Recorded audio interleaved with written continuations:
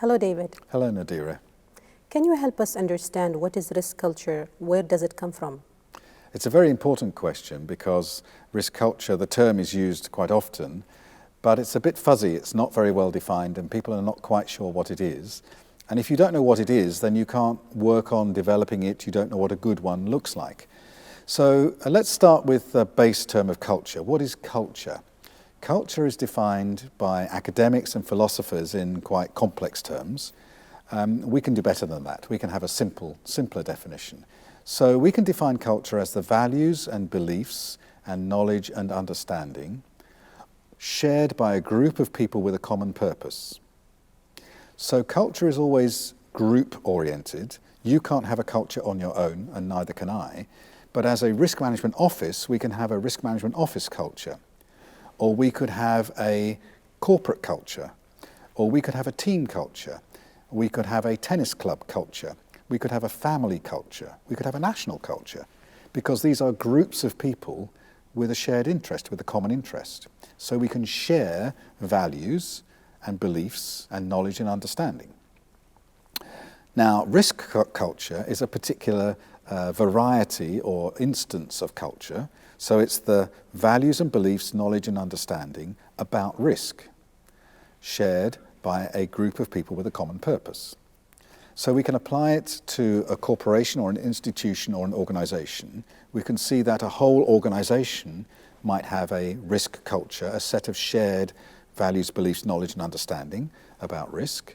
Or we could apply it at a lower level. We could have a department, or we could have a project team that has a risk culture which reflects the values and beliefs, knowledge and understanding of that project team about risk. And you would hope that the risk culture across the organization would be consistent. Often it's not, because this term is used quite informally and without really understanding it. And so culture does need to have, we need to pay attention to culture in terms of developing a consistent and helpful, supportive culture across the organization. But where does culture come from? That was your question. And again, I think we can develop a simple model that helps us to understand this. I call it the ABC model. So C obviously stands for culture, values, beliefs, knowledge and understanding about something shared by a group of people with a common interest. How do you get culture? Culture comes from the repeated behavior of that group of people.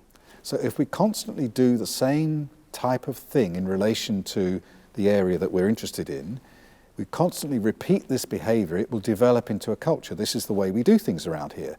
This is the way we all think and believe about this particular thing. So repeated risk behavior leads to a risk culture. So that's the B of the ABC model, is behavior. Repeated behavior leads to culture. But where does behavior come from? Behavior comes from attitude. The way we think determines the way we act. Repeated actions builds a culture.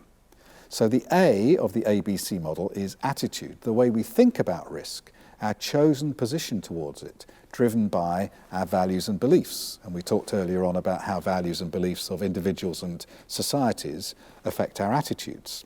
So attitudes, our chosen position, will determine how we behave, the processes that we follow, the decisions that we take, the way that we communicate about risk.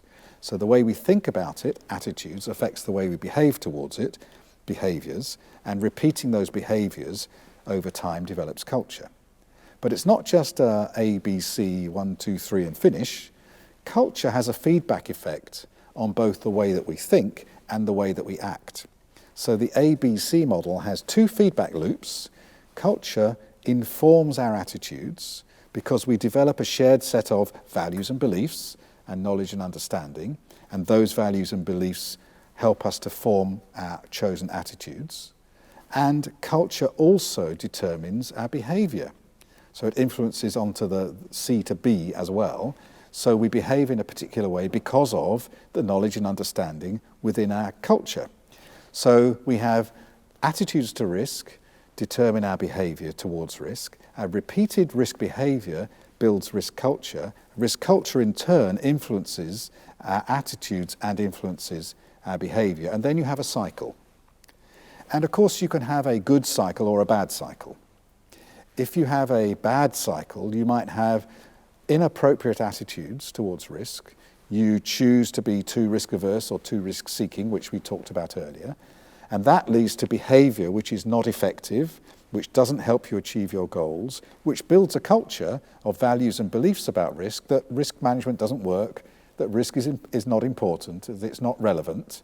And that then feeds back in a negative way to say, well, then it reinforces those negative attitudes and makes us more strong in our anti-risk behavior. And so risk management is not valued, and then we go to build the culture.